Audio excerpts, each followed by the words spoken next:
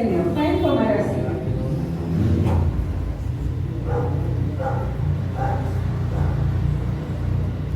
Vamos a hablar en esta mañana bajo el tema ¿por qué se pierde el sacerdocio? ¿Por qué se pierde el sacerdocio? Cuando leímos en Primera de Pedro capítulo 2 versículo 9, la palabra de Dios dice que nosotros somos real sacerdocio y ¿qué? Y una nación santa. Somos real sacerdocio. Quiere decir esto que el Señor nos salvó y nos llamó con propósitos. Y uno de los propósitos es que usted y yo ministremos en el área espiritual y tomemos autoridad en el área espiritual. Eso es lo que hace un sacerdote, ¿cierto que sí? Pero también dice la palabra, Él nos hizo en Apocalipsis capítulo 5, 1:5, perdón, dice que Él nos hizo reyes y sacerdotes, ¿sí? Entonces, el sacerdote ministra en el área espiritual, pero el rey ministra en el área secular. ¿Damos gloria a Dios? Ahora, donde leímos acá, dice también en Éxodo 19, verso 6, y vosotros me seréis un reino de sacerdotes. Y aunque esto es una palabra, una promesa, un llamado, algo que Dios nos ha asignado a nosotros como su pueblo, porque inicialmente fue para la nación de Israel en Éxodo 19, pero en Primera de Pedro capítulo 2, verso 9, ya es para nosotros como iglesia. Aunque Dios nos ha llamado con este propósito, la palabra de Dios también nos enseña que esto se puede perder si usted y yo no hacemos la voluntad de Dios. Ahora, el tema de hoy es directamente enfocado a la familia. Y yo quiero que usted abra su corazón porque esto es un asunto de todos. Les decía en estos días en el ayuno. La familia es un asunto no solo de los padres como cabeza y autoridad, también es un asunto de los hijos, pero también es un asunto de los hermanos y de todas las personas que viven bajo el mismo techo y conforman el hogar. No es que mi padre tiene la responsabilidad y yo como hermano mayor me desentiendo, no. La familia es un asunto de todos y tenemos la tarea de cuidarnos los unos a los otros. Amén. Cuando leemos lo que dice la palabra de Dios en el Salmo 127, en el Salmo 127, en los versículos de 3 al 5, la palabra de Dios dice: he aquí, herencia de Jehová son los hijos, cosa de estima el fruto del vientre. Como saetas en las manos del valiente, así son los hijos habidos en la juventud. Bienaventurado el hombre que llenó su aljaba de ellos, no será avergonzado cuando hablare con los enemigos en la puerta. Lo primero que vemos en estos versículos es que los hijos son una herencia que recibimos directamente de las manos de Dios. Y aquí quiero aclarar algo. Hay muchas personas que el enemigo les ha engañado y ha querido destruir sus vidas y ha causado dolor diciendo: no, es que yo fui un accidente en la vida de mis padres, fue que mi mamá se descuidó. Y eso es una mentira del diablo, pero de esas mentiras grandes con el propósito de destruir. Nadie nace por accidente, porque la vida la da Dios. Amén. Y la palabra de Dios dice que sus hijos y mis hijos son una herencia de parte de Dios para nosotros. Amén. Y el propósito de una herencia es enriquecer, es bendecir, es llenar, es saciar, es fortalecer, es levantar. Ese es el propósito de una herencia. Y si usted tiene un hijo o tiene una hija, por difícil que a veces nuestros hijos tiendan a ser, quiero decirle, el propósito con el cual Dios se lo dio es de bendecirlo. Amén. Es de bendecirlo y es de formarlo a usted como padre. Nadie aprende a ser padre o madre si no tiene hijos, ¿cierto? ¿Cómo lo aprendemos? Cuando los tenemos. De resto, es imposible que usted pueda ser la mejor madre o el mejor padre. Y lo primero que nuestros hijos nos vienen a enseñar es a ser padres y a formarnos como padres. No es algo que se aprenda en los libros, ni en conferencias, ni en nada de esto. Se aprende en la práctica. ¿Cuánto damos gloria a Dios? Por ende, como son una herencia, deben de ser muy bien administradas. Amén. Hay personas que han recibido grandes herencias y la administran mal, la despilfarran. Y en cualquier momento, de ser muy ricos, pasaron a ser los más pobres. ¿Por qué? Porque pensaron que les iba a durar toda la vida, porque no administraron de una manera correcta. No lo administraron y se quedaron sin nada. Y eso sucede con los hijos. Si no administramos bien esa herencia, nos quedamos con las manos vacías. Y ese nunca ha sido el propósito de Dios. Al contrario, el Señor dice que somos bienaventurados cuando nuestra alma está llena de hijos. Damos gloria a Dios. Dice la palabra también, hablando nada más de este versículo, que el fruto del vientre es de gran estima. O sea, esos hijos que usted tiene, tienen un valor incomparable. Incomparable. ¿Por qué cree usted que el enemigo quiere destruirlos? ¿Por qué cree usted que el enemigo los acecha, les pone trampas, los invita a las drogas, a la prostitución, al alcoholismo, los rodea de malas compañías? Porque el enemigo sabe y es más consciente, muchas veces más consciente que usted del valor que tienen sus hijos, de lo que usted tiene en sus manos, además de la responsabilidad que como padres nosotros tenemos delante de Dios. Sus hijos, dice la palabra, su valor de sus hijos y de los míos es de gran estima. No tiene comparación. Amén. ¿Damos gloria a Dios? ¿Tiene sus hijos ahí a la mano?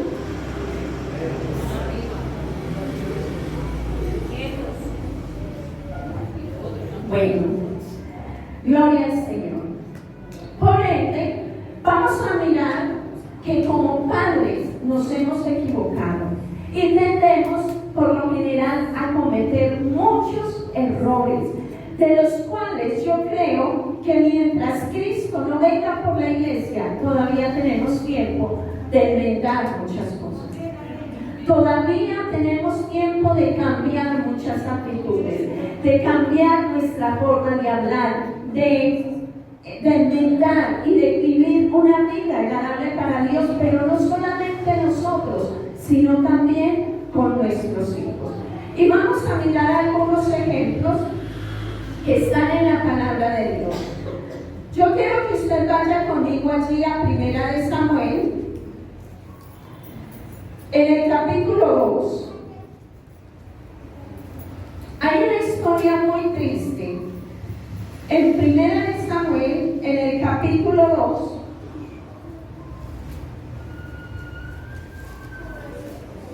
versículos 12 al 17. En el versículo 12 dice la palabra de Dios: los hijos de Elí eran hombres impíos y no tenían conocimiento de Jehová. Y era costumbre de los sacerdotes con el pueblo que cuando alguno ofrecía sacrificio, venía el criado del sacerdote mientras se cocía la carne, trayendo en su mano un garfio de 3 dientes, y lo metía en el perol, en la olla, en el caldero o en la marmita, y todo lo que sacaba el garfio, el sacerdote lo tomaba para sí. De esta manera hacían con todo israelita que venía a Silo. Asimismo, antes de quemar la grosura, venía el criado del sacerdote y decía, el que sacrificaba, da carne para asar para el sacerdote, porque no tomará de ti carne cocida, sino cruda. Y si el hombre le respondía, queme la grosura primero y después toma tanto como quieras, él respondía, no, sino dámela ahora mismo, de otra manera yo la tomaré por la fuerza. Era pues muy grande delante de Jehová el pecado de los jóvenes, porque los hombres menospreciaban las ofrendas de Jehová. Este es uno de los pasajes bíblicos que causan más tristeza al uno estudiarlo. La palabra de Dios dice que Elí era el sacerdote, era el sumo sacerdote, era la máxima autoridad espiritual que había en la nación de Israel. Y él tenía 2 hijos. Estos 2 hijos, la palabra de Dios dice, primero en el versículo 12, que eran hombres impíos, y que no tenían conocimiento de Dios. Y esto es algo que a usted y a mí nos debe de llamar la atención. Nos interesa ¿por qué? Porque Elí, siendo el sumo sacerdote, se dio a la tarea de buscar a Dios, de consagrarse, de servirle, de buscarlo, de guiar un pueblo, de instruir un pueblo, pero descuidó a sus hijos. Estando continuamente en la presencia de Dios, pensó en vivir una vida para agradar a Dios, él como persona, pero sus hijos los descuidó. Hoy en día hay muchos cristianos que hacen lo mismo. No traen los niños a la iglesia porque los niños no les dejan escuchar, porque los niños son muy inquietos, porque no, yo quiero ir y de verdad concentrarme. Y hay muchos cristianos que se han consagrado solos y sus hijos están en el mundo, apartados. Sus hijos están perdidos, pero usted está consagrado y usted cree que eso es suficiente. Pero no es así, hermanos. La palabra de Dios dice que estos jóvenes no conocían de Dios. No. Estaban en la casa. No se habían ido de la casa. Es más, ellos ministraban en el templo. Pero eran impíos. Vivían una vida de pecado. Y la palabra de Dios dice que al ser impíos, vivir una vida de pecado, desconocer a Dios, entonces ellos abusaban del pueblo y ellos robaban, y no solamente robaban, sino que ellos hasta violentaban al pueblo. Cuando el pueblo iba a llevar sus ofrendas, la palabra de Dios dice que ellos entonces le decían a la persona, no, da carne acá. Y ellos decían, no, pero es que después de que se haga la ofrenda, entonces el sacerdote puede sacar su parte. Y ellos decían, no, ¿me la da o se la quita? Imagínense, eso sucedía dentro del mismo templo. Y la palabra de Dios dice que además de esto, en el verso 17, era pues muy grande delante de Jehová el pecado de los jóvenes, porque los hombres menospreciaban las ofrendas de Jehová. Miren esto, tenían en poco las ofrendas de Jehová. Hoy en día sucede que hay muchas personas que tienen muy en poco, menosprecian la casa de Dios, menosprecian lo que aquí se realiza. Y este puede ser un lugar muy sencillo para muchos de ustedes, pero les quiero decir el lugar no es especial por sí solo. Lo que hace este lugar especial es que aquí está la presencia de Dios. Y eso cambia todo.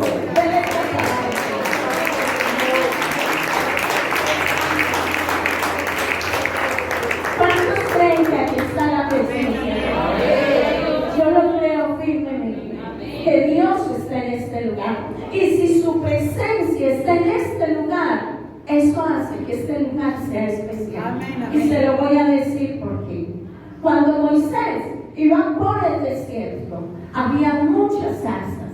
Y había muchas zarzas que se encendían solas por el calor, por el sol. Ellas se encendían. Y Moisés no se detenía a mirar todas las zarzas, ¿no? Hubo una en especial que le llamó la atención. La palabra de Dios dice, porque esa zarza, él la miraba y esa zarza no se consumía. Pero aún así, cuando Moisés se va a acercar, Dios le habla y le dice, quítate el calzado de tus pies, porque el lugar donde pisas es un lugar santo. ¿Y que así es el lugar santo?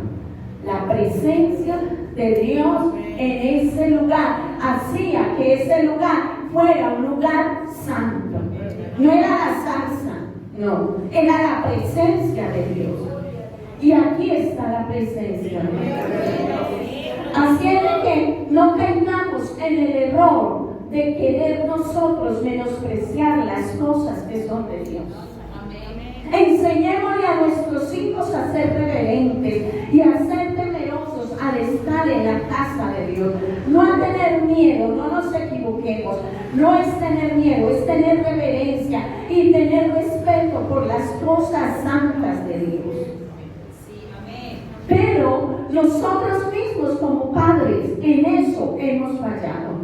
Hemos fallado cuando permitimos que nuestros niños en la casa de Dios nos hagan pataletas, corran de un lugar para otro, se suban al altar a jugar, cojan los instrumentos o las cosas que hay en la casa de Dios para jugar. Ahí nosotros fallamos. Y eso tenemos que cambiar, iglesia. Yo quiero la presencia de Dios en este lugar. Pero para que haya presencia de Dios debe haber temor, reverencia y respeto. Y eso se empieza desde los más pequeñitos hasta los más ancianos. Y usted como adulto, como padre, como madre, como joven, usted debe de dar ejemplo. Debe de dar testimonio. Debe de tener sus niños sujetos, cogidos a su regazo. Eso es lo que la palabra de Dios nos enseña. Miren que me llama mucho la atención, porque hay maestras que me dicen, pastora, ¿qué hacemos? ¿Qué hacemos? Porque imagínense, hay niñas o hay niños que no se quedan en la clase y empiezan a subir y a bajar. Y somos una o somos dos maestras con un grupo grande de niños. No podemos estar para arriba y para abajo detrás de estos niños. ¿Qué hacemos, pastora? Le digo yo, hermana, fácil. Hable con la mamá, hable algo, hermana. Es que si yo le digo a esta hermana, se enoja. ¿Cómo así que se enoja? Yo quiero dejarles claro, mis amados. Las maestras están para la clase, pero la responsabilidad de los niños es suya. Amén, es suya. No sea que en una desobediencia, en una rebeldía pase algo con su niño y usted diga, es que fue en la iglesia. No, en ningún momento la iglesia dice, venga, que yo asumo la responsabilidad de sus niños. Por eso usted debe de enseñarles a ser obedientes. Eso se enseña en casa. Amén. La palabra de Dios dice que estos jóvenes tenían en muy poco, menospreciaban las ofrendas de Jehová. Ellos manejaban el dinero del templo como plata de bolsillo, sin ningún temor. Ellos manejaban el templo como si fuera su propia casa. ¿A ustedes no les pasa que eso a veces se ve? Eso hay que cambiarlo. No debe de ser así. Tenemos que enmendar, iglesia, lo que estamos haciendo mal. Porque si usted y yo como adultos lo hacemos mal, nuestros hijos van a copiar lo que nosotros hacemos. Y eso no podemos permitirlo, porque nosotros deseamos, queremos y anhelamos el bien para nuestros hijos. En el versículo 22 de ese mismo capítulo dice: pero Elí era muy viejo y oía de todo lo que sus hijos hacían con todo Israel y cómo dormían, escuche bien, con las mujeres que velaban a la puerta del tabernáculo de reunión. Y les dijo: ¿por qué hacéis cosas semejantes? Porque yo oigo de todo este pueblo vuestros malos procederes, no, hijos míos, porque no es buena fama la que yo oigo, pues hacéis pecar al pueblo de Jehová. Mire esto que tan tremendo. Eran dos hijos, menospreciaban las ofrendas, se robaban las ofrendas, pero también se prostituían en la puerta del templo. Entonces, imagínense lo que había en este templo. Es impresionante que hubiera presencia de Dios. Eso habla de la misericordia de Dios para con su pueblo. Sucedía de que en la puerta del templo dormían, dice, con las mujeres. Las mujeres supuestamente iban a velar, supuestamente iban a orar, pero allí se prostituían con los hijos del sacerdote. Pero eso no es lo que llama la atención. La atención no debe de llamar la atención a nosotros como padres, la actitud de Elí. Elí le dice: Elí era la máxima autoridad, tanto en el templo, en el pueblo y en el hogar. Y él les dice: ¿por qué hacéis cosas semejantes? Porque yo oigo de todo este pueblo vuestros malos procederes. No, hijos míos, porque no es buena fama la que yo oigo, pues hacéis pecar al pueblo de Jehová. Es como cuando usted, su niño, se porta mal, hace una pataleta, hace un daño, hace algo indebido, algo que es digno de una corrección, de una disciplina, y usted le dice: amorcito, eso no se hace. ¿Pasa? El niño se para y vuelve y lo hace. Él le dice: es que no es buena fama lo que yo oigo. Es que no es buena fama lo que están diciendo por ahí. Hay muchos, hay padres que uno les dice: hermano, mire, hay que poner cuidado con el niño, por esto, por... Pastora, yo conozco el corazón del niño. Esos son puros chismes. Y todo el pueblo lo ve y la mamá no lo ve. El papá no lo ve. Hermano, la palabra de Dios dice que el padre que no corrige a su hijo lo aborrece. Porque parte del amor es la disciplina. Y no es que usted va a moler a su hijo a golpes, no, Dios nos guarde. Pero sí va a haber disciplina en nuestros hogares. La disciplina empieza en el hogar, no en el templo, en el hogar. El niño debe saber cómo llega a la iglesia y cómo se debe comportar, y eso lo enseñamos los padres en el hogar. Amén. Y debe de haber una corrección adecuada, que no exceda maltrato, pero debe de haber una corrección adecuada. Aquí hay personas que son de tiempo atrás, y los padres le daban su corrección y no le decían por qué, le decían por esto y por esto, o no. Y nos corregíamos, o no.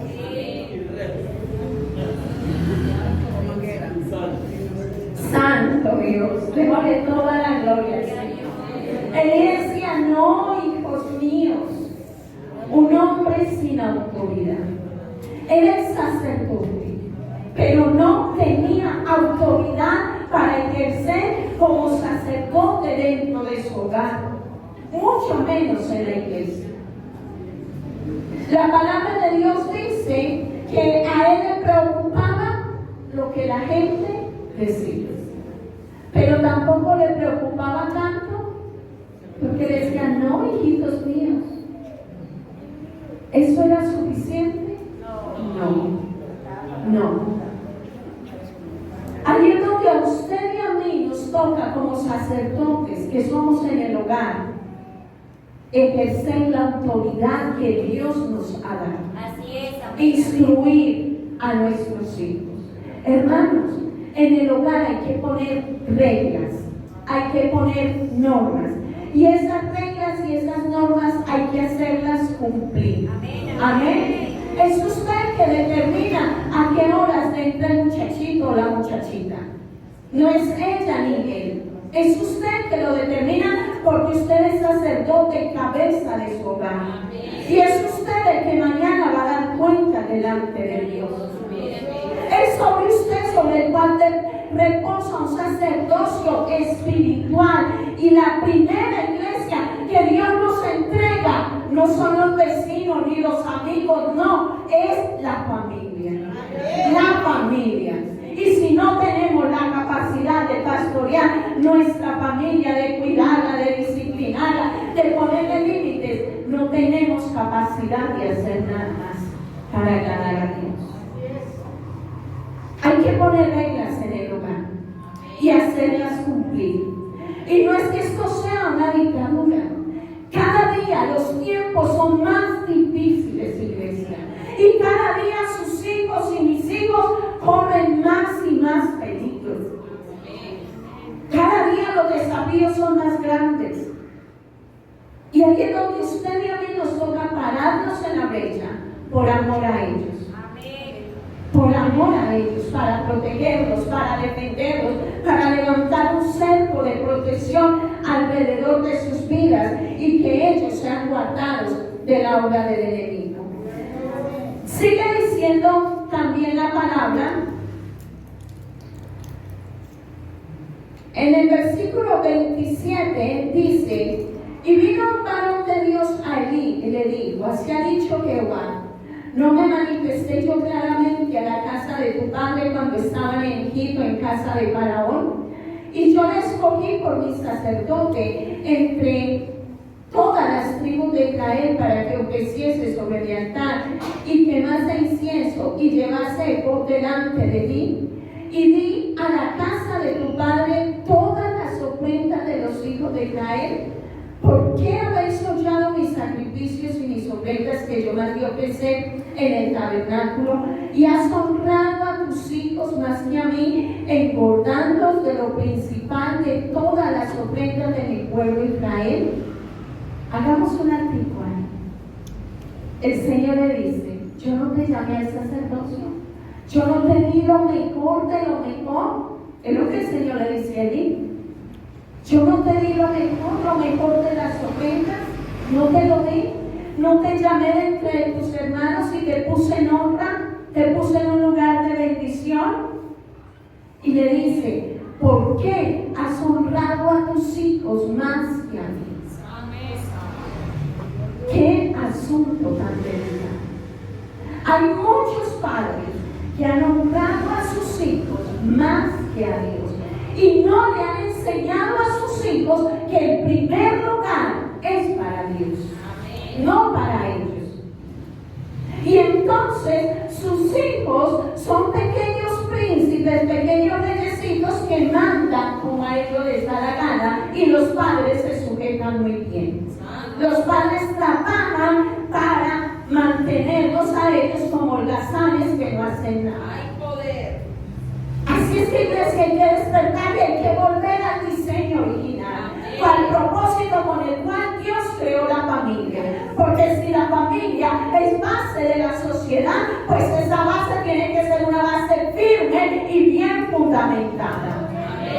Dios cuenta con su familia y con mi familia. ¿Para qué? Para que la sociedad sea bendecida.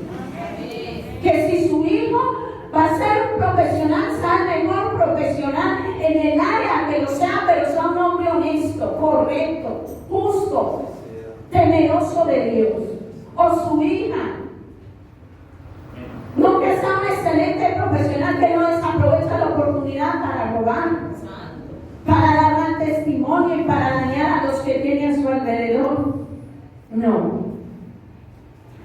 El Señor le reclamó a Elí porque Él honraba más a sus hijos que a Dios. Y esto lo vemos en que Elí sabía que sus hijos eran ladrones, eran prostitutos, mentirosos y quién sabe cuántas cosas más. ¿Y sabe qué?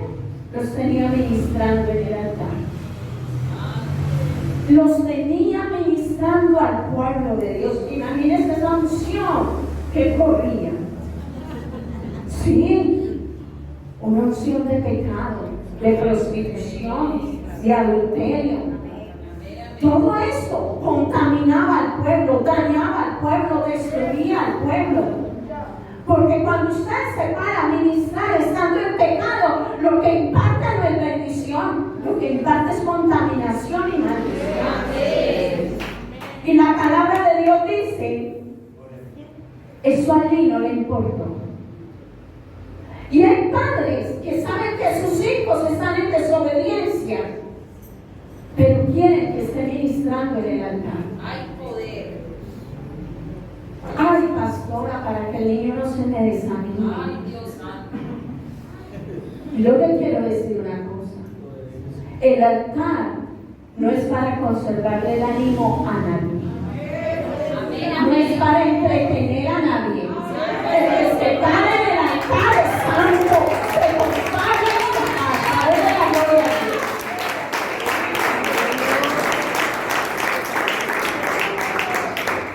Pero que entonces puede hacer otra cosa. Iglesia, el que se para en la puerta debe de ser santo. Debe de ser santo. Debe apartarse. Debe de vivir una vida digna para Dios. En el área que sea. En el área que sea. Es que el servicio en el templo no es para tener a nadie aquí amarrado. No. El servicio en el templo es porque nos lo hemos ganado de una verdad. Dando testimonio, viviendo una vida consagrada delante de Dios. Por eso, y aquí hay muchachos que lo saben, yo me les meto en su vida, y cómo va su relación, y cómo va esto, y cómo van con sus papás. Yo me les meto en su vida. ¿Por qué? Porque ustedes como pueblo están bajo la responsabilidad de nosotros como pastores. Entonces, si de aquí sale adulterio, ustedes van a resultar contaminados de adulterio. Y ahí tenemos que ser celosos. Yo espero que en el momento en que su hijo esté en rebeldía, en desobediencia, en grosería, en cualquier pecado, usted se acerque, sea honesto y me diga. Aquí hay padres que lo han hecho. Y me digan, hermano, no ponga fulanito a ministrar. Se portó mal. Hizo esto, hizo lo otro. Y si ustedes son estos, nosotros cuidamos sus hijos. Lo pastoreamos. Pero si usted se pone con mentiras, usted cosechará lo que hoy está sembrando. Amén. Damos gloria a Dios. Aleluya. No se enojen con nosotros.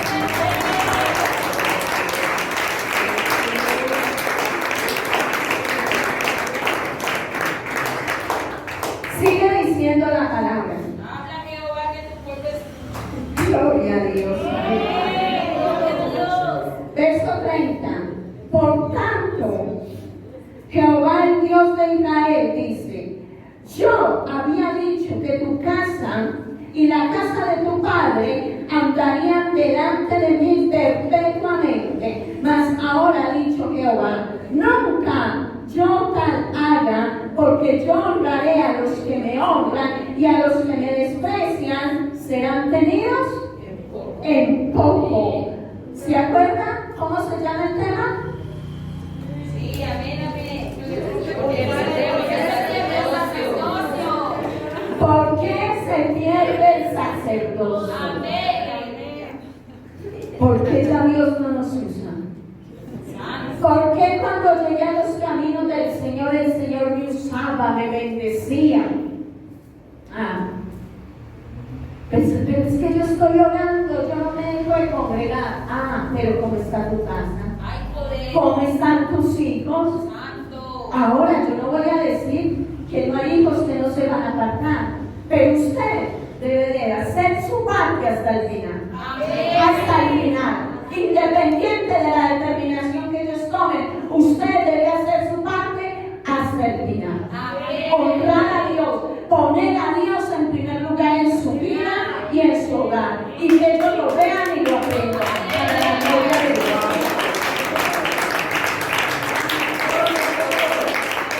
Escuche esto.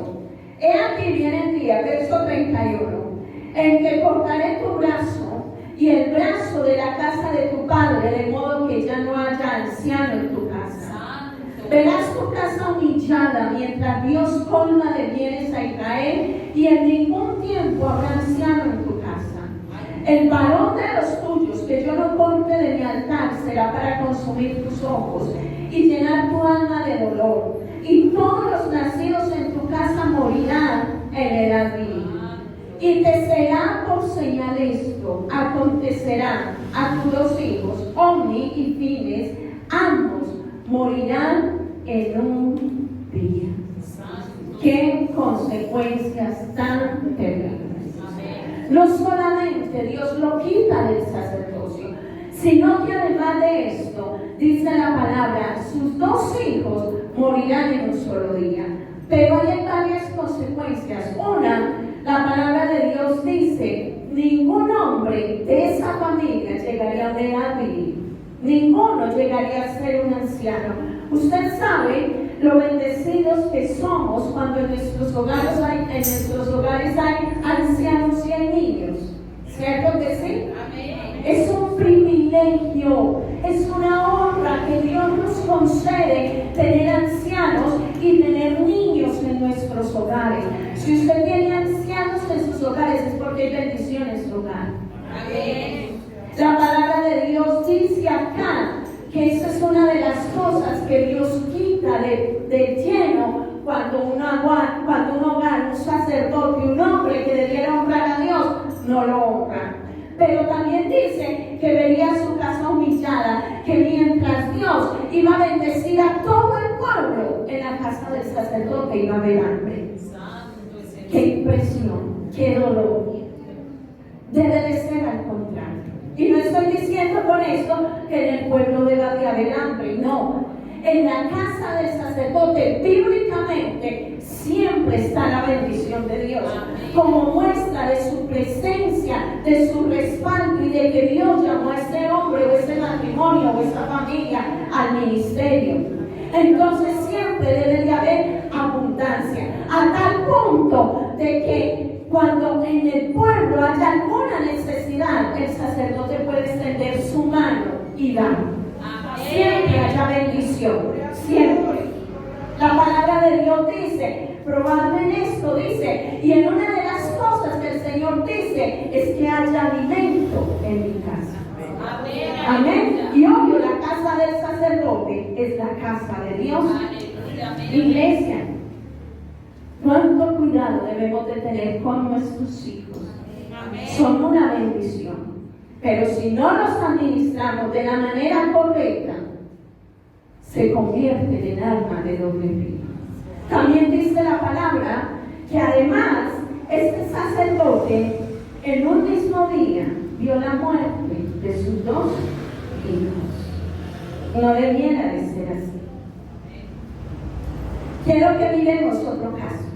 Les digo, Omni y Finés. El uno significa renacuajo y el otro novio. ¿El otro qué? Ajá. ¿El otro qué? Novio, algo que está nublado o turbio. Eso significa. Vamos a ir a Levíticos 10. ¿Estamos siendo bendecidos? Amén. Amén, gloria a Dios. Cuando Dios nos habla, somos bendecidos y nos gozamos en su presencia. Número 10 dice: Nadab y Abiud, hijos de Aarón, tomaron cada uno su incensario y pusieron en ellos fuego, sobre el cual pusieron incienso y ofrecieron delante de Jehová fuego extraño que él nunca les mandó. Y salió fuego de delante de Jehová y los quemó y murieron delante de Jehová. Entonces dijo Moisés a Aarón: esto es lo que habló Jehová diciendo: en los que a mí se acercan me santificaré, y en presencia de todo el pueblo seré glorificado. Y Aarón cayó. Y llamó Moisés a Misael y a Elzafán, hijos de Uziel, tío de Aarón, y les dijo: acercaos y sacad a vuestros hermanos de delante del santuario fuera del campamento. Y ellos se acercaron y los sacaron con sus túnicas fuera del campamento, como dijo Moisés. Entonces Moisés dijo a Aarón y a Eleazar, a Itamar sus hijos: no descubráis vuestras cabezas, ni rasguéis vuestros vestidos en señal de duelo, para que no muráis, ni se levante la ira sobre toda la congregación. Pero vuestros hermanos, toda la casa de Israel, sí lamentarán por el incendio que Jehová ha hecho. Ni saldréis de la puerta del tabernáculo de reunión, porque moriréis, por cuanto el aceite de la unción de Jehová está sobre vosotros. Y ellos hicieron conforme al dicho de Moisés. Y Jehová habló a Aarón diciendo: tú y tus hijos contigo no beberéis vino, ni sidra, cuando entréis en el tabernáculo de reunión, para que no muráis. Estatuto perpetuo será para vuestras generaciones, para poder discernir entre lo santo y lo profano, entre lo inmundo y lo limpio. Esta es otra historia bien fuerte, y es el caso del sacerdote Aarón. Era el sumo sacerdote, igual, el mismo caso de él. Era el sumo sacerdote y tenía 2 hijos. En realidad él tenía 5 hijos, pero había 2 que ministraban juntamente con él. Y dice la palabra de Dios que estos 2 jóvenes tomaron la determinación de que un día fueron a ofrecer primero un sacrificio que no se los había pedido el Señor. Y segundo, dice la palabra que fueron a ofrecer un fuego extraño. ¿Qué es un fuego extraño? Pues cuando usted mira el contexto, en el versículo 9, el Señor les dice: tú y tus hijos contigo no beberéis vino ni sidra cuando entréis en el tabernáculo de reunión, para que no muráis. Por estatuto perpetuo será para vuestras generaciones. O sea que es un mandamiento que hasta el día de hoy, porque es un estatuto perpetuo, por generaciones. La palabra de Dios les dijo: no se embriaguen cuando vayan a ministrar en el altar. Cuando vayan a entrar a la presencia de Dios, no vengan borrachos. Y estos 2, Nadab y Abiú, fueron y ofrecieron un fuego extraño. Y si el Señor les exhortó, es porque cuando ellos fueron a ministrar, estaban borrachos. Estaban borrachos. Conocí de un lugar hace años que los jóvenes del altar iban y ministraban en una taberna, y al otro día madrugaban a tocar en el altar. Y cuando eso se habló, ¿qué problema? Pero así no debe de ser, iglesia. El sacerdote lo sabía, y le voy a decir por qué lo sabía. Porque hubo un momento en que el Señor le dijo: a ellos los sacaron, tú no puedes salir, y es más, no los vas a llorar. Y el sacerdote, dice la palabra, cayó. ¿Por qué? Porque reconoció el error era de él. Él fue el que falló. Él fue el que no les enseñó a sus hijos a andar en santidad delante de Dios. Él fue el que no les enseñó que para ministrar en la presencia de Dios tenemos que estar en santidad. Y la palabra de Dios dice: en el que a mí se acerca me santificaré. Quiere decir esto, como dice la palabra ahí, que entonces cuando la persona entraba en pecado a estar en la presencia de Dios, la persona caía muerta. La palabra de Dios dice que salió fuego y los consumió. Hoy en día muchos ministran, pero están muertos.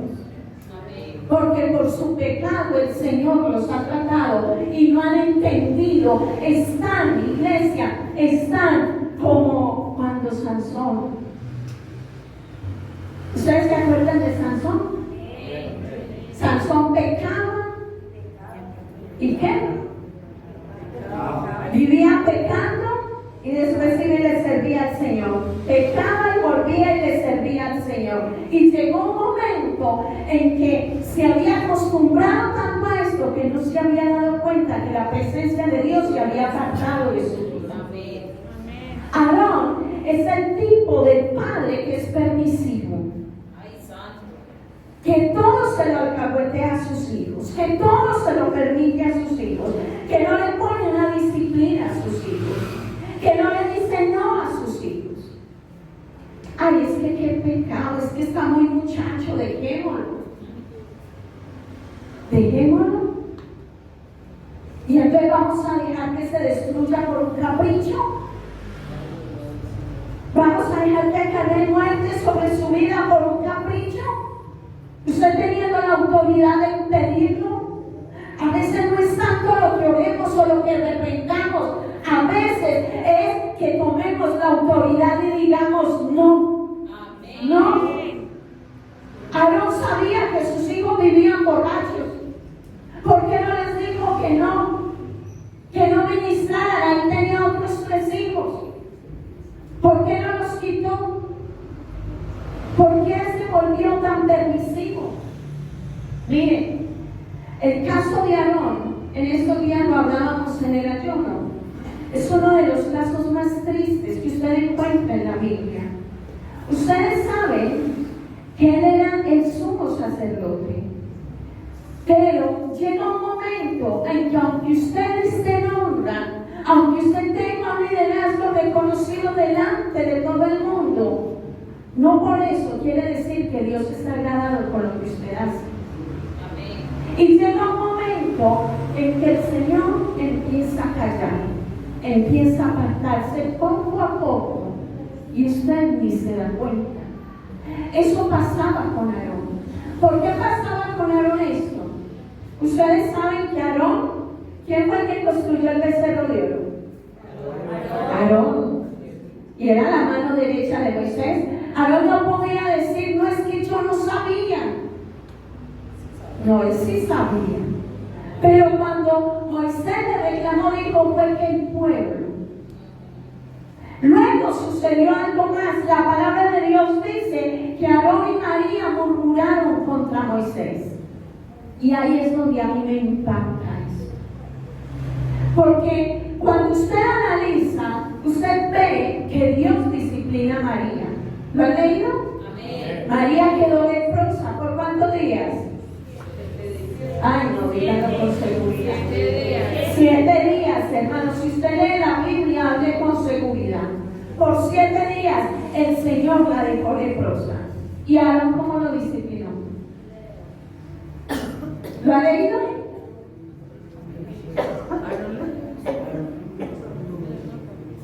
No lo disciplinó, iglesia. No lo disciplinó. No hubo una disciplina en ese momento. ¿Se ha preguntado por qué?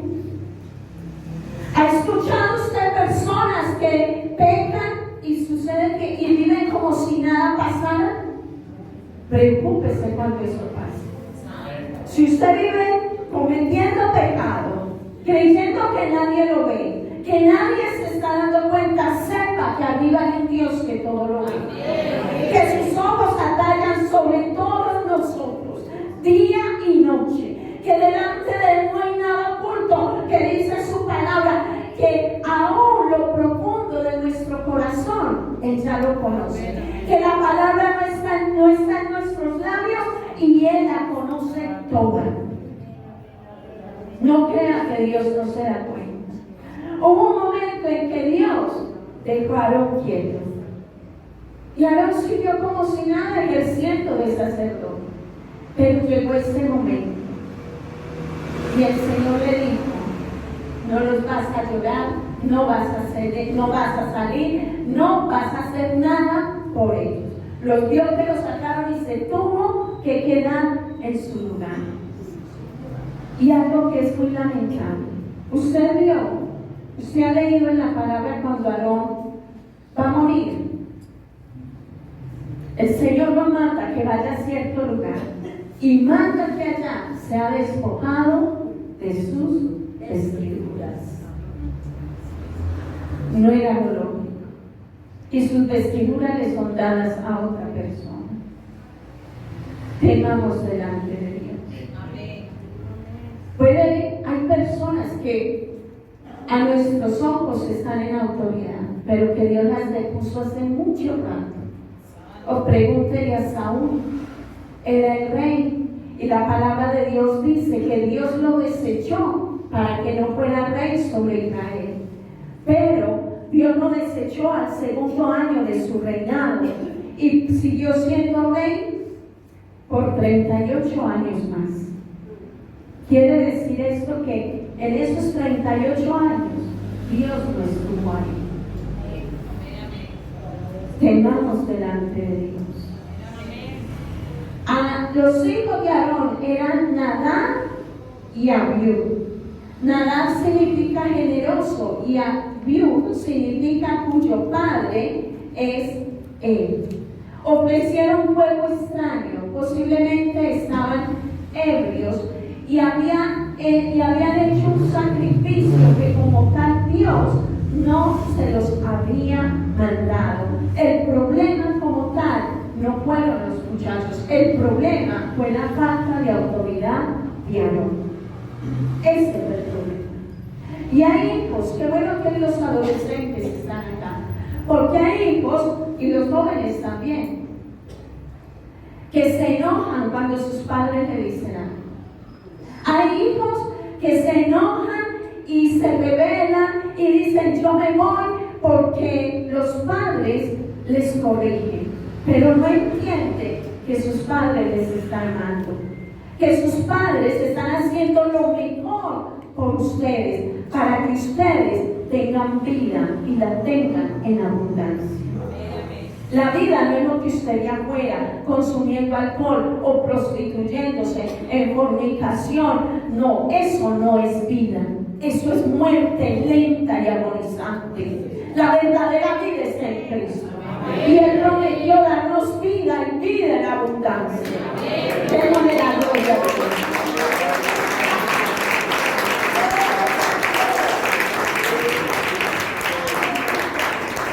Rápidamente vamos a pasar a otros porque ya el tiempo se nos fue. Y yo quiero que usted vaya a Ruth. Capítulo 1. Dice, aconteció en los días en que gobernaron los jueces que hubo hambre en la tierra, y un varón de Belén de Judá fue a morar en los campos de Moab. Él y su mujer y dos hijos suyos. El nombre de aquel varón era Elimelech y el de su mujer Noemí. Los nombres de sus hijos eran Malón y Kelión efrateos de Belén de Judá. Llegaron pues a los campos de Moab y se quedaron allí. Y murió Elimelech, marido de Noemí, y quedó ella con sus dos hijos, los cuales tomaron para sí mujeres moabitas. El nombre de una era Orfa y el de la otra Ruth. Y habitaron allí unos 10 años. Y murieron también los dos, Malón y Kelión, quedando así la mujer desamparada de sus dos hijos y de su marido. Dejémoslo hasta ahí por ahora. Este es un caso de una familia bien especial, era una familia bendecida. Ellos vivían, la palabra de Dios dice, ellos vivían en lo que es Jerusalén. Jerusalén es la casa del pan, significa así la casa del pan, la casa del Padre, casa de abundancia, casa de bendición.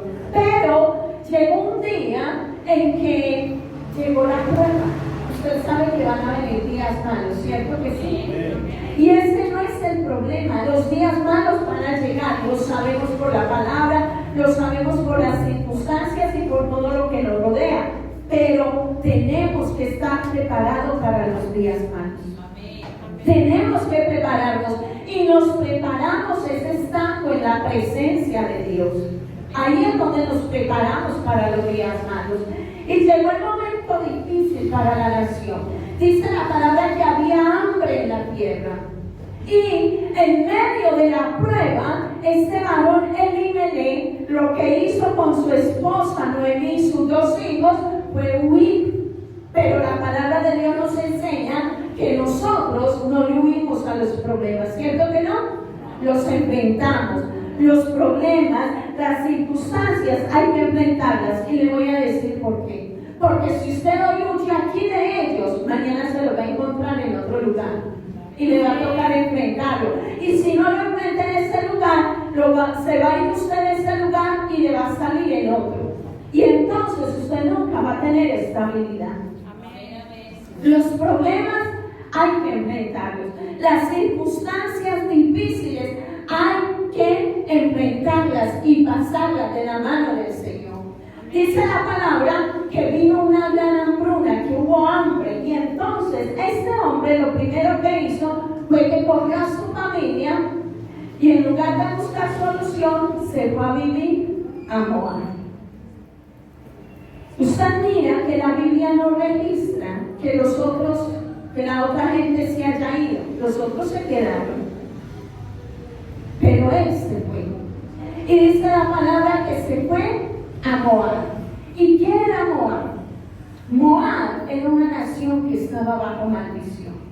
Moab era una nación que predominaba el pecado del incesto y todo pecado sexual.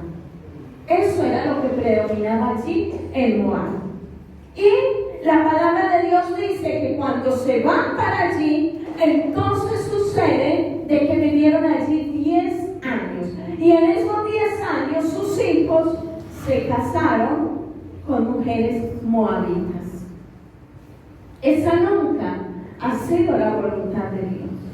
La voluntad de Dios es que sus hijos y mis hijos, como pueblo de Dios, se casen y formen un hogar con gente que tenga la misma fe, los mismos principios. Amén. Porque no es lo mismo que una persona jale para donde Dios y que el otro jale para la caverna. ¿Cierto?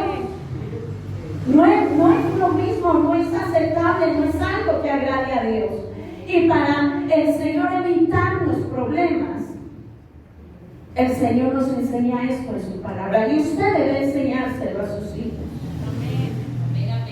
¿Cuántas muchachas hay que viviendo una vida bien consagrada en la iglesia viven para Dios y van y se casan por allá con un tipo que uno ni sabe de dónde salió y traen el mismo infierno a la casa y lloran y se lamentan, pero ya están casados, ya no hay nada que hacer? Ojo con los yugos desiguales, iglesia. Ojo jóvenes, adolescentes, ojo con los yugos desiguales. Dios tiene la bendición para ustedes, de eso yo estoy segura. Conságrense y dejen que Dios los bendiga, dejen que Dios escoja para ustedes. Y segura estoy que Dios les da lo mejor. Dios les da lo mejor de lo mejor, conforme a lo que usted necesita. Pero entonces, conságrese a Dios, viva para Dios. Y usted como padre y usted como madre, enséñelo a sus hijos. Elimelech significa él es mi rey. Noemí significa rubia, placentera y dulzura. Y Malón, escuchen esto, significa debilitado, enfermizo, gastado. O sea, uno de sus hijos, el mayor. Y Kelión significa derribar, destrucción, desfallecimiento, perecer y decaer. ¿De qué nos habla todo esto? Esto nos habla del carácter de esa familia. Cuando la palabra de Dios dice dice que Elimelech tiene este significado, no se está enfocando en Dios, sino en él mismo. O sea, su ego era tan alto que él solamente se miraba a sí mismo y a él no importaba qué pasaba o las determinaciones que sus hijos tomaran o lo que pasara con sus hijos. Y Noemí, su nombre dice que era rubia, placentera y dulzura. Era una mujer alegre, hermosa, pero sin ningún interés. Era del pueblo de Dios. Iglesia, hay mucha gente que viene a la iglesia y yo le pregunto, ¿cuánto sabe de Biblia? ¿Cuánto sabe usted de Biblia? No le estoy diciendo que se la sepa de Génesis a Apocalipsis, yo no me la sé. Pero ¿cuánto estudiamos la Biblia? Porque en la Biblia usted aprende cómo manejar su hogar, cómo instruir a sus hijos, cómo decir no y cuándo decir sí. En la Biblia usted aprende a vivir con sus vecinos, usted aprende a administrar, usted todo lo aprende en la Biblia. Y usted muchas veces vive confundido, turbado, afligido, sin saber qué hacer, porque es sencillo, no lee la Biblia, la coge cuando viene aquí. Y como yo leo tanta Biblia, usted dice, otro capítulo más y ya está la hora. Y va, ahorita llega a su casa, va y la deja allá y dentro de 8 días vuelve y la coge. Pero así no es. Esta es una familia que sí eran del pueblo de Dios, pero vivían desentendidos de las cosas de Dios. No conocían a Dios por su palabra. Porque si ellos hubieran conocido a Dios por su palabra, cuando vino la prueba, hubieran resistido. Se hubieran quedado ahí. Ellos tenían ejemplo de hombres que en la antigüedad Dios los había bendecido en tiempo de hambre. ¿Y cuántos creen que Dios bendice en tiempo de hambre? Amén. Ya nosotros lo vimos, ¿cierto? ¿En la pandemia nos faltó algo? No. Y la pandemia no ha pasado, pero Dios nos sigue sosteniendo. Dios sigue siendo fiel. Dele ese aplauso, Señor.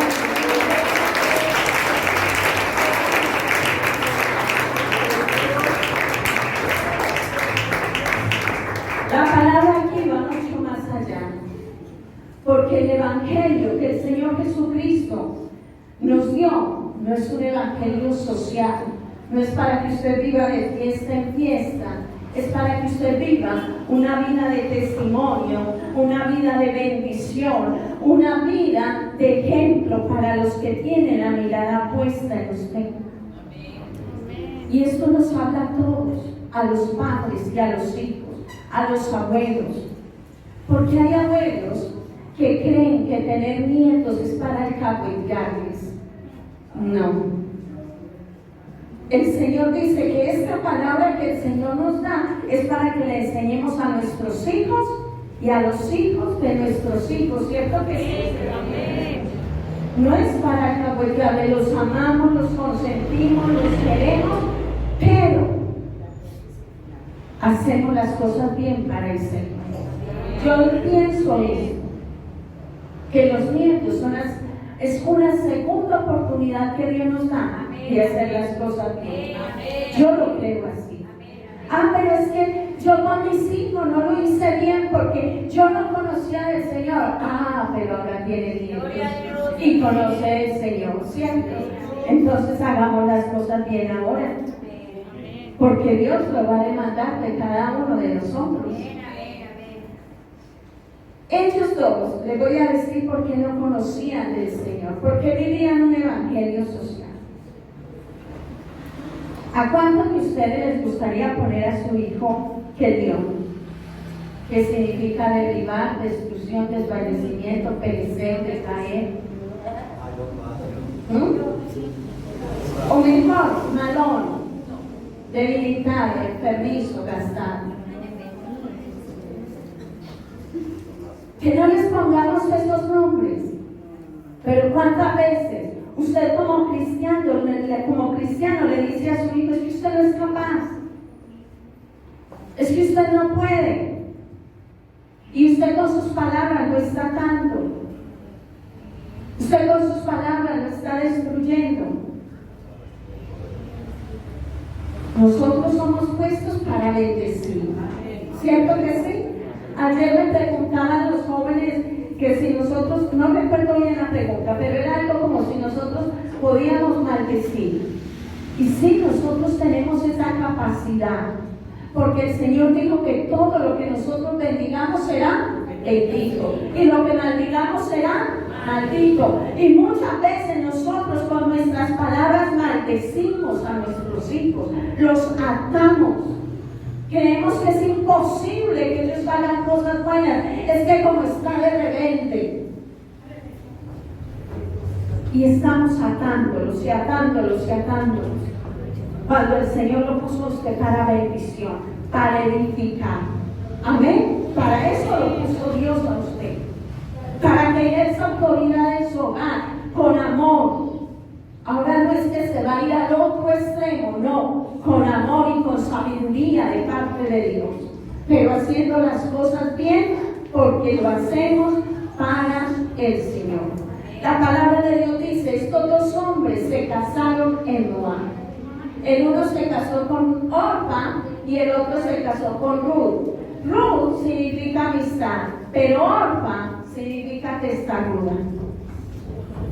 ¿Cómo les parece? El uno bien mal y la otra peor. Acá las consecuencias son terribles. La palabra de Dios dice ahí mismo que llegó un momento en que murió Elimelech, pero también murieron sus dos hijos. ¿Y cómo quedó Noemí? Sola, desamparada. Pero hay algo bueno, y es que Noemí llega un momento en que reacciona y dice, no, voy a volver a Jerusalén, voy a volver a un nuevo comienzo. Y eso es lo que les decía ahora. Tenemos esa oportunidad de volver a hacer las cosas bien. Puede que sus hijos estén apartados y ya sean adultos, pero usted puede empezar a orar por ellos. Amén. Usted puede empezar a ayunar para que Dios sobre sus vidas. Usted puede dar testimonio delante de ellos, y en cada oportunidad que tenga, no los atosigue, no los acose, siéntese, hable, pida sabiduría delante de Dios para que Dios les ministre, los convenza, los redarguya. Todavía hay tiempo, iglesia. No importa la condición en que los hijos estén, todavía hay tiempo de que sus hijos se vuelvan a Dios. Aproveche esta oportunidad. Hágalo de Noemí. Tome la determinación de volver a empezar. Pero ese volver a empezar, hágalo bien. Hágalo para la gloria de Dios. Hágalo como el Señor lo ha establecido en su palabra. ¿Qué dice Oseas 4:6?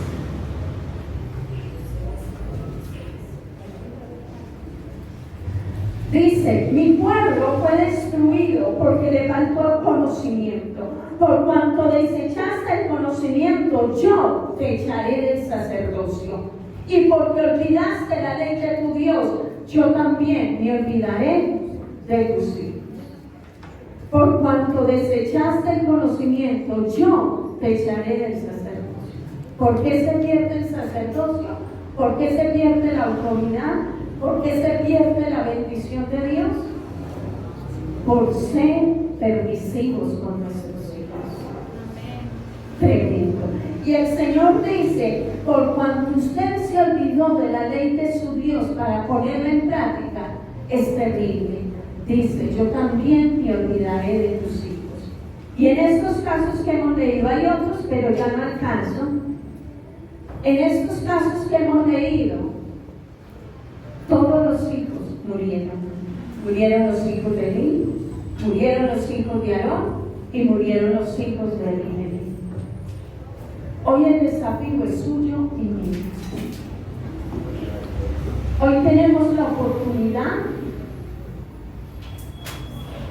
Hoy tenemos la oportunidad de hacer las cosas bien, de volvernos a Dios, de tomar su palabra como arma para nosotros. Hoy tenemos esta oportunidad. Yo quiero que usted se ponga en pie. Y si hay que pedir perdón, pida perdón delante de Dios. Y si necesita fuerzas, pídale al Señor que el Señor le dé las fuerzas que usted necesita para volver a empezar, para volver a hacer las cosas bien. Si ha faltado sabiduría, dígale: Señor, dame tu palabra, yo quiero entenderla, yo quiero aplicarla, yo quiero vivirla. Este es el momento de hacer las cosas bien. Yo quiero que el grupo de alabanza pase y quiero que cantemos algo para el Señor. Cierre sus ojos ahí donde están, mientras los hermanos de la alabanza pasan. Señor, como dice tu palabra, tú nos has sido refugio de generación en generación. Antes que se formasen los montes, Señor, tú ya eras. Tú permaneces fiel. Y tu diestra de poder nos ha sostenido hasta el día de hoy. Hemos fallado, Señor. Hemos hecho impíamente, Padre Celestial. Hemos sido permisivos, Señor, y no hemos administrado de una manera correcta, Señor, lo que tú has puesto en nuestras manos con el propósito de bendecirnos. Creemos, Señor, que aún estamos a tiempo, Señor. Nuestros hijos aún viven, Padre Celestial. Ayúdanos, Señor. Danos sabiduría. Dígale: Señor, dame sabiduría. Levante sus manos delante de Él. No espere a que yo ore. Ore usted. Dígale: Señor, dame sabiduría. No sé qué hacer en esta situación, en estas circunstancias. Señor, mis hijos se han salido de mis manos, oh Dios del cielo, y yo no he tenido autoridad, Señor, para corregirlo. Dígaselo. No le dé temor, que nuestro Dios es Padre y Él lo entiende. Él lo entiende. Soberano Dios, escucha la oración de tu pueblo. Escucha esos corazones que delante de ti están gimiendo, Señor. Escucha esos corazones, Señor, que están clamando por una nueva oportunidad, porque hay esperanza, Señor, porque sus hijos, Dios mío, están en el alcohol, están en las drogas, Señor, están en prostitución, engañados por el enemigo, su corazón se ha endurecido, Señor, pero hoy en el nombre de Jesús de Nazaret, hoy clamamos, hoy suplicamos, Señor, misericordia sobre nuestros hijos, Dios mío, misericordia sobre toda nuestra familia, misericordia sobre nuestros sobrinos, Dios, estos adolescentes, Señor, que están apartados, Dios mío, hoy ruego, tráelos a ti, hoy ruego, Señor, en el nombre de Jesús de Nazaret, allí donde están, Señor, no importa la condición, inquiétalos, tráelos a ti, rompe esas cadenas, rompe esas ataduras, despedaza esos yugos y toda maldición que haga sobre sus vidas. Hoy hacemos lo que hizo vos, Señor. Hoy levantamos un altar delante de ti y pedimos perdón por el pecado de nuestros hijos, oh Dios. Dígale al Señor, iglesia, dígale: Señor, hoy pido perdón por mis hijos. Dígaselo por nombre propio, dígale el pecado por nombre propio, que Él es misericordioso. Hoy levantamos un altar como Job. Hoy levantamos un altar delante de ti como un día lo hizo Job, porque sus hijos habían pecado, Señor. Hoy somos nosotros, Señor, los que levantamos ese altar y pedimos perdón, Señor. Hoy pedimos perdón por el pecado de ese hijo que está rebelde, por el pecado de ese hijo que está en pecados sexuales, Señor, por el pecado de ese hijo